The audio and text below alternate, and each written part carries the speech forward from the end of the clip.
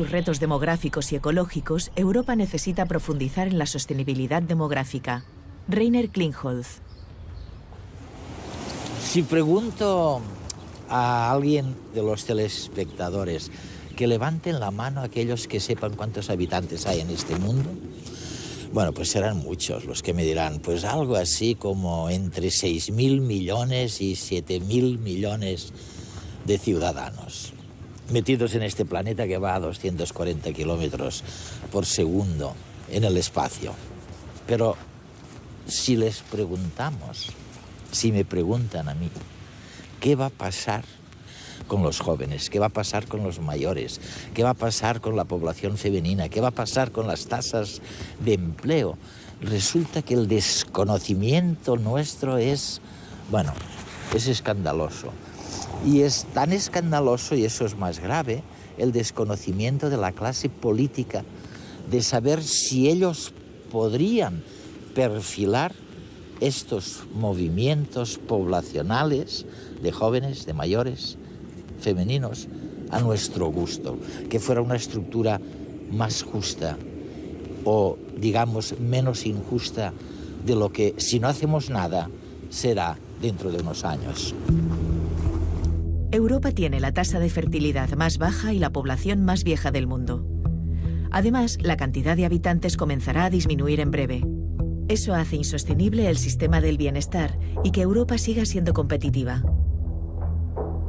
Pero ¿cómo puede un grupo cada vez menor de trabajadores en activo generar la riqueza necesaria para mantener a un grupo cada vez mayor de jubilados? Pues bien, ha de haber una adaptación de todos al nuevo escenario. Los países que aprendan a vivir en prosperidad con una población envejecida, estancada o incluso que se reduce, serán los que marquen la tendencia para un futuro sostenible. En primer lugar, si la esperanza de vida es cada vez mayor, la edad de jubilación debe postergarse, para equilibrar los años que estamos trabajando con los que cobramos una pensión del Estado. En segundo lugar, si la tasa de natalidad es cada vez más baja, quiere decir que en el futuro tendremos menos cerebros brillantes. Por lo tanto, para ser más competitivos y productivos, es esencial que los ciudadanos estén mejor formados y calificados. Hay que invertir recursos en educación, en ciencia y en tecnología. No es tan importante la cantidad de habitantes que haya como la capacidad que tengan y lo productivos que sean. En tercer lugar, debemos integrar mejor a los inmigrantes. ¿Cómo? Pues según Rainer Klingholz, nuestro entrevistado, haciendo que sean más productivos, mejorando la eficiencia de los sistemas educativos y de sanidad, adoptando más políticas modernas de ayudas a la familia y asegurándonos de que los sistemas de seguridad social son a prueba de demografía. Y en cuarto lugar, hay que diseñar mejores políticas de igualdad y de conciliación de vida laboral y familiar. La economía necesita que la mujer trabaje, pero también que haya niños. Por eso, familia y trabajo deben ser compatibles, pero para los dos sexos, hombres y mujeres.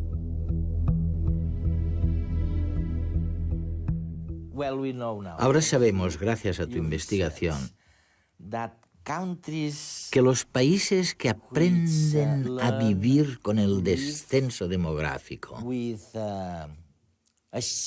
o por lo menos con el envejecimiento de la población cuando no hay descenso, serán los que marquen la tendencia del futuro. Ellos serán los patrones del futuro. ¿Qué te lleva a pensar esto? Durante el último siglo hemos experimentado un enorme crecimiento demográfico. La población mundial se ha cuadriplicado. Ha pasado de 1.400 millones a más de 6.000 millones en cosa de un siglo. Siempre supimos que esta tendencia acabaría interrumpiéndose en algún momento en alguna región del mundo. Además, como vivimos en un planeta limitado, no podemos reproducirnos indefinidamente. Contamos con recursos finitos. Así que siempre estuvo claro que el crecimiento se detendría en algún momento. Para algunos países, por lo menos.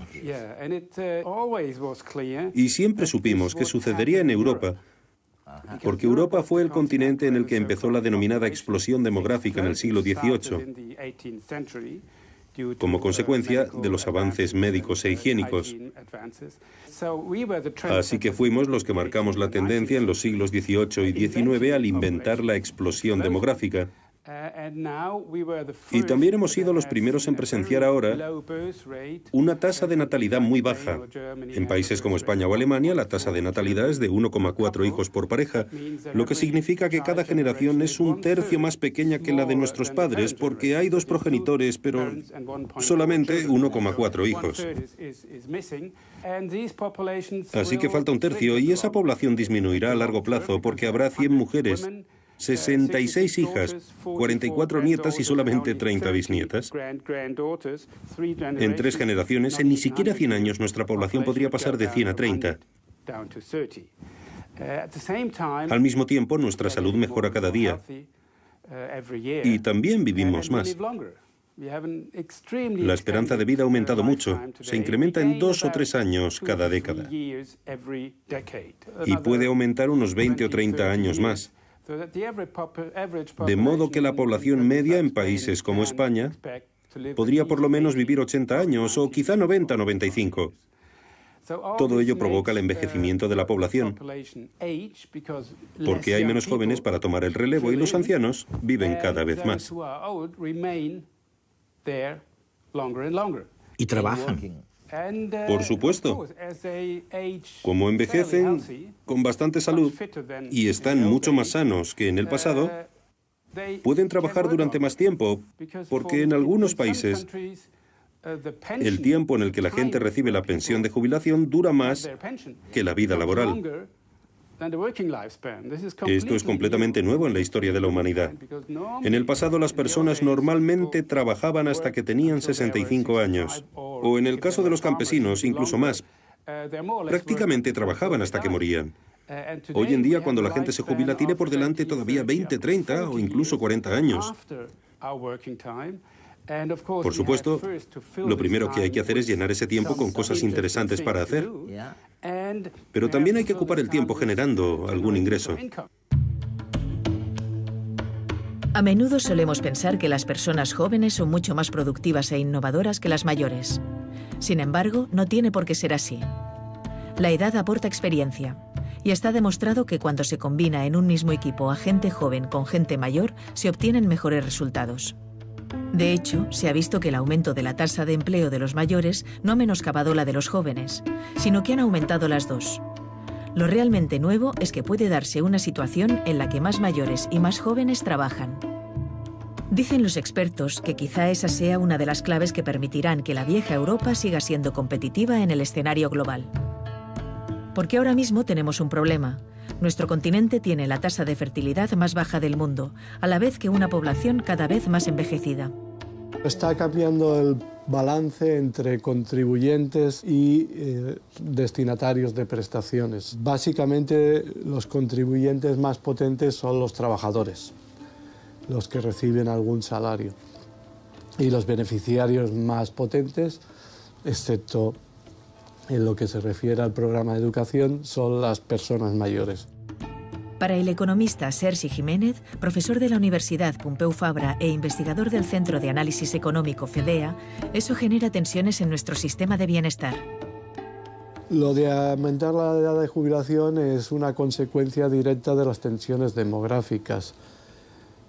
Si se vive mucho más y hay mucha menos gente joven contribuyendo para sostener al sistema, la caja de la Seguridad Social sufre tensiones. La esperanza de vida de los europeos aumenta a razón de 3 años por década. Antes de las reformas que han emprendido recientemente muchos gobiernos, en algunos países de la Unión Europea la edad de jubilación se situaba alrededor de los 60 años. Pero se permitía prejubilarse antes. Así, algunas personas pasaban casi al mismo tiempo cobrando una pensión que en activo.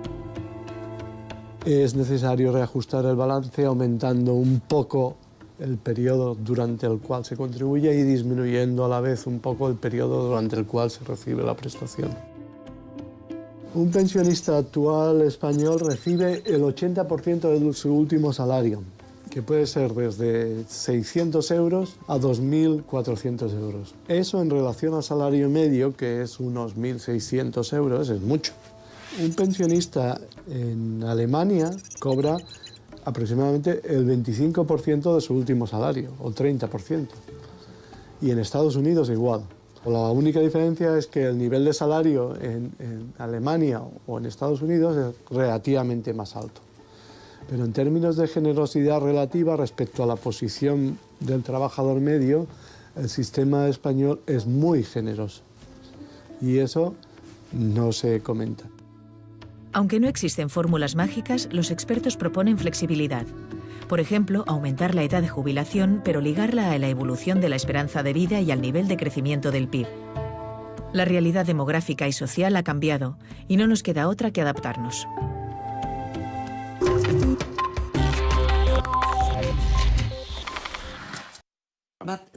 Pero Rainer, una cosa, hay algo que me venía a la mente mientras hablabas. Ante una población que disminuye y envejece, la única manera de compensarlo es poner a trabajar a las personas mayores, lograr que trabajen más años.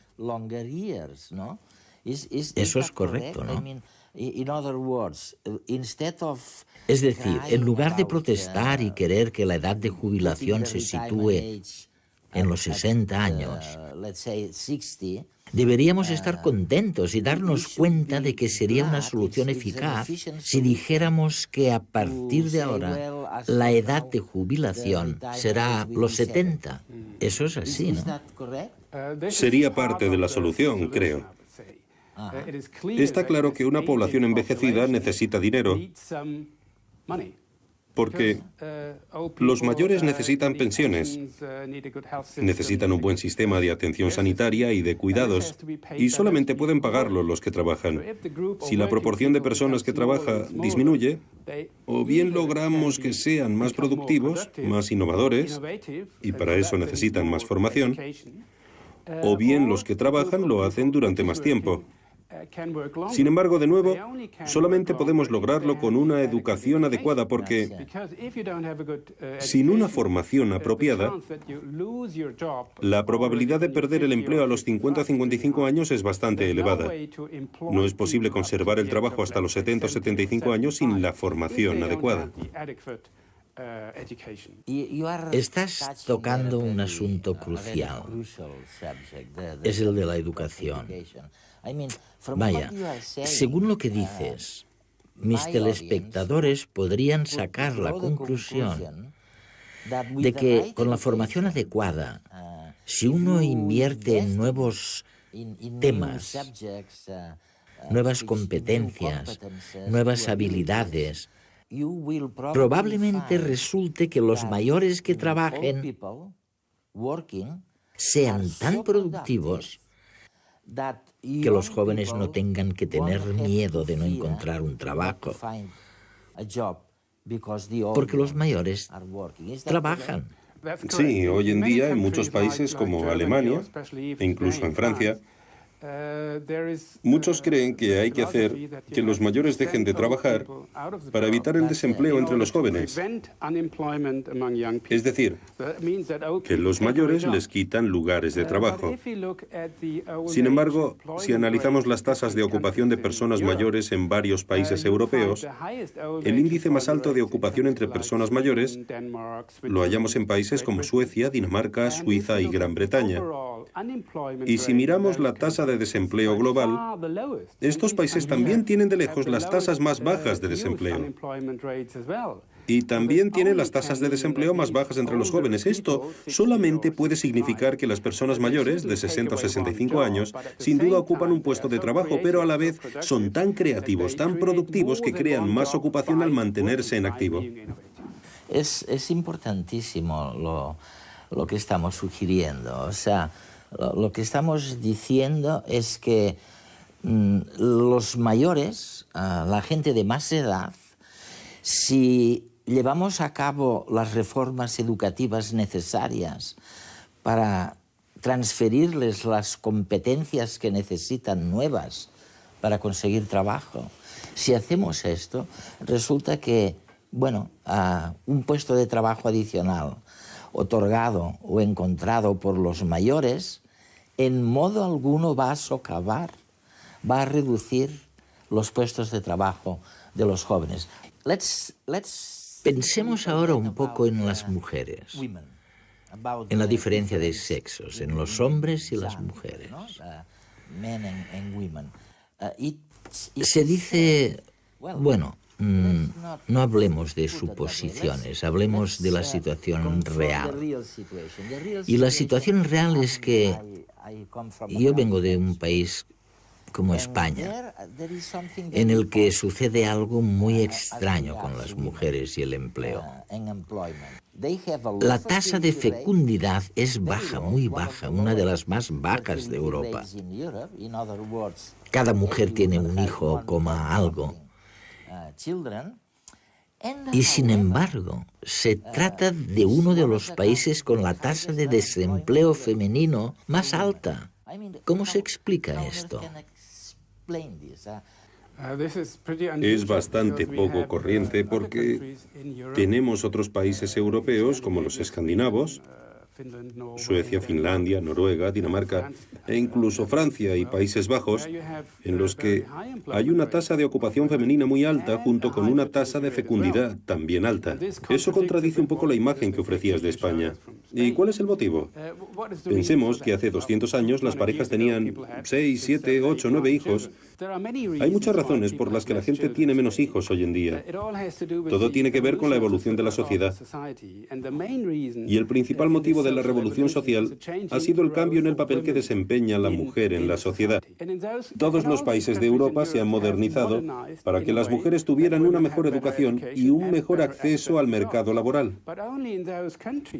Pero solamente aquellos países que han sido suficientemente listos como para proporcionar oportunidades de conciliación de la vida familiar y la vida laboral tienen tasas de fecundidad elevadas. En cambio, los países en los que la sociedad se ha modernizado, pero la vida familiar ha seguido rigiéndose por un estilo patriarcal, son los países con tasas de fecundidad bajas.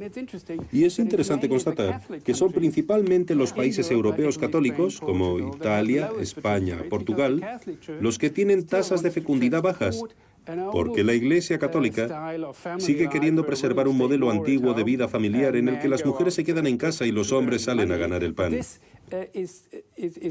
Pero esto choca completamente con la realidad social.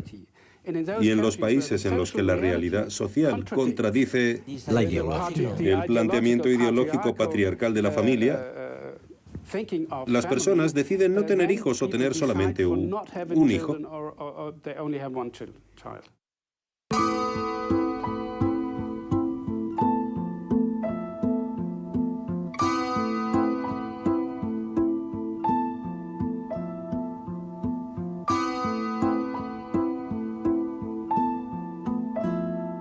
En Noruega lo que pasa es si has trabajado 6 de los últimos 10 meses antes de que tienes el niño, tienes tu sueldo como un año con baja maternidad, sí.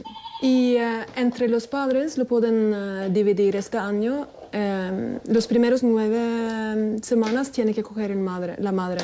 3 semanas antes de tener el niño y 6 semanas, los primeros 6 semanas.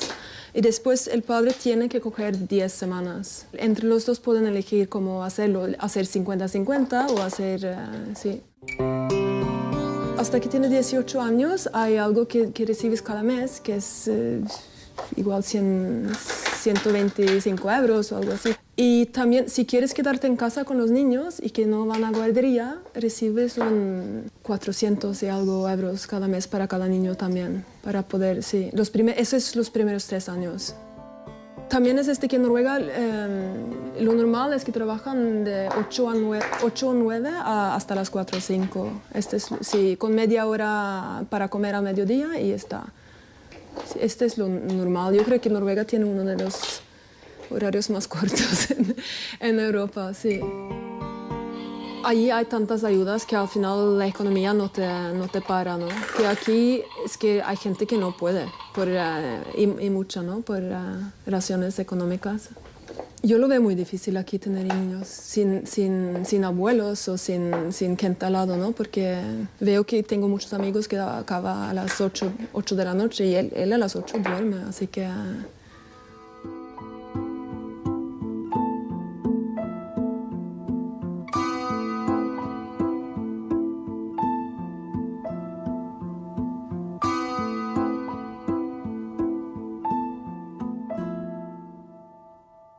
al paso, al paso, al paso. Al trote, al trote, al trote. Galope, galope, galope, galope, galope, galope, galope. ¡Ah! Pues estamos los dos en el paro. Que es básicamente somos la familia tipo de este país en estos momentos. Dos jóvenes preparados en el paro con criatura. Tienes un concepto de vida que es cuando llega a un cierto grado de estabilidad y mi vida digamos, haya tenido una promoción y una progresión social, pues tendré un crío. Y al final dijimos, bueno, si te tienes que esperar verdaderamente a que las condiciones sociales sean las adecuadas, en este país es imposible. Si se aguanta el sistema es básicamente porque hay una red que es totalmente al margen del Estado, es decir, es la familia. El que te permite tener tiempo porque te recogen el crío y tal, pero es que además es el que te permite tener lo que necesitas para el crío, a base de regalos, pues el cochecito, las mochilitas, la ropa, no sé qué, no sé cuántos. Las ayudas son el cheque bebé, que nosotros lo pillamos todavía, la ayuda autonómica está solicitada pero no ha llegado, y luego con mi prestación de paro ha habido un suplemento de 100 euros al mes por maternidad, por tener un hijo a cargo. A mí, a él no. Empezando por el tema de la baja por paternidad o maternidad. Ella tiene 4 meses y yo dispongo de 15 días. Con lo cual, lo que hace es fomentar sistemas machistas y discriminatorios. Es decir, lo que no pueden decir es que somos europeos y tengamos planes de estado del bienestar de hace 40 años, que es lo que tenemos. Y hoy en día cualquier persona que tenga una mínima responsabilidad dentro de una empresa a la que se le plantea una posible maternidad de algún trabajador, automáticamente le viene a la mente, ¡ah! Tendré que pagarle una baja, tendré que pagarle no sé qué. Es al revés, esto tendría, o sea, el empresario tendría que tener suficientes herramientas o ayudas como para alegrarse de que una trabajadora suya estuviera embarazada.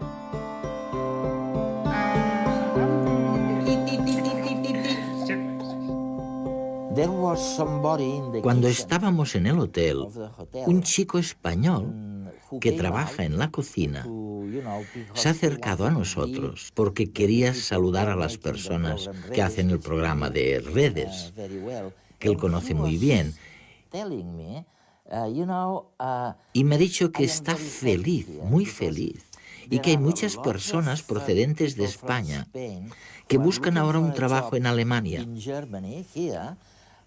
Y a mí esto me ha recordado el comienzo de la década de 1960 o finales de los 50, cuando centenares de miles de españoles se fueron al extranjero a buscar un trabajo. Y luego este joven me ha dicho, ¿sabes? Estamos consiguiendo tanta ayuda para la población inmigrante y para los jóvenes que somos muy felices. ¿Cuál sería tu consejo para los distintos países europeos? Creo que los canales migratorios europeos han cambiado completamente. Has mencionado la ola migratoria de los 60, cuando los trabajadores extranjeros llegaron a países como Alemania, que tenían una economía floreciente. Procedentes de lugares como Grecia, Portugal, Turquía, España, normalmente se trataba de personas muy poco cualificadas. En ese momento los necesitábamos en las fábricas de producción, claro, pero los que hoy recibimos de España son personas altamente cualificadas, y es una especie de migración circular porque también tenemos alemanes trabajando en España y alemanes trabajando en Suiza y británicos trabajando en Polonia. Europa se ha convertido en un continente donde las personas están muy acostumbradas a viajar para cambiar de trabajo. No tenemos tantos obreros inmigrantes en Alemania. Lo que sí que tenemos ahora y tendremos más en el futuro son obreros inmigrantes procedentes de países no europeos. Y Europa creará tendencias para esta generación joven. Sí, en lo que concierne a la educación. Sin duda, globalmente, en Europa tenemos una tasa de fecundidad de solamente 1,5, lo cual es mucho menos de lo que necesitaríamos para mantener un número constante de personas viviendo en Europa. Así que sin duda recibiremos inmigrantes de países no comunitarios. Sin embargo, necesitamos especialmente inmigrantes cualificados, porque nuestra industria necesita a más trabajadores cualificados, ingenieros, médicos. El problema es que presenciaremos una competencia atroz por las personas cualificadas en el futuro. Porque habrá muchos otros países con disminución demográfica. No solamente Alemania, no solamente España, no solamente Italia. De aquí a unos años, incluso países como China empezarán a disminuir demográficamente y también necesitarán... ¿Dices que disminuirán? Porque la gente... Sí, mira, China sigue creciendo, pero dentro de 10 años el crecimiento demográfico de China se detendrá. Después de eso, la población de China disminuirá. Y lo hará a un ritmo mucho más elevado que el que conocemos aquí en Europa, porque en países como Alemania pasamos de 2,5 hijos a 1,4. Pero China viene de 6 hijos en el primer periodo de Mao a los 1,6 hijos de hoy. De modo que la brecha entre la generación de mayores y la generación de jóvenes, mucho más pequeña, resulta mucho más acusada en estos países. Por eso son tan productivos ahora, porque la mayoría, casi el 70 u 80% de la población, está en edad activa y trabaja. Sin embargo, en cuanto todas estas personas, las masas que ahora están en edad productiva, alcancen la edad de jubilación, digamos que de aquí a 15 años se producirá una especie de avalancha de pensionistas. No obstante, tanto en unos lugares como en otros, la única posibilidad de compensar estos cambios demográficos será, como dices, recurriendo a la educación, una mejor educación. Más dinero, más recursos destinados a la educación. Sí. Es una fórmula muy simple. Tendremos menos cerebros jóvenes en el futuro, así que para seguir siendo competitivos y productivos, tendremos que extraer más competencias de este número más reducido de cerebros jóvenes. Así que tenemos que formarlos mejor, darles mejores oportunidades y especialmente tenemos que brindarles oportunidades a los grupos menos privilegiados socialmente en muchos países. Y me refiero especialmente a la población de inmigrantes que por ahora no consigue muy buenos resultados académicos, y no porque sean estúpidos, sino porque no tienen igualdad de oportunidades. La vida laboral ha de prolongarse y Europa ha de invertir mucho en educación.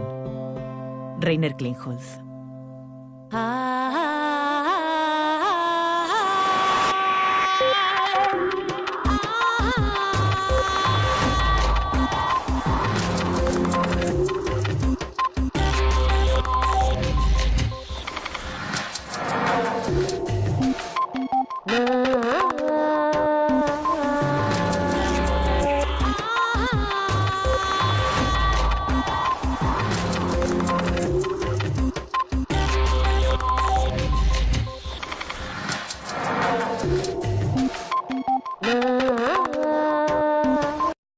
Un futuro sostenible.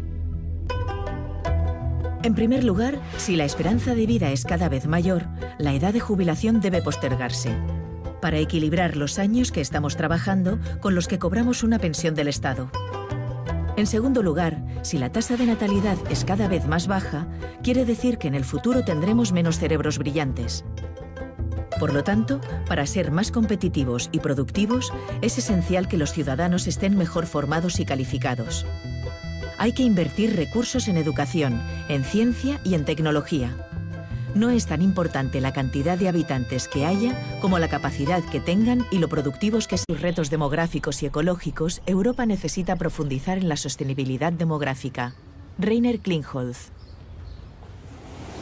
Si pregunto a alguien de los telespectadores que levanten la mano aquellos que sepan cuántos habitantes hay en este mundo, bueno, pues serán muchos los que me dirán, pues algo así como entre 6.000 millones y 7.000 millones de ciudadanos metidos en este planeta que va a 240 kilómetros por segundo en el espacio. Pero si les preguntamos, si me preguntan a mí, ¿qué va a pasar? En tercer lugar, debemos integrar mejor a los inmigrantes. ¿Cómo?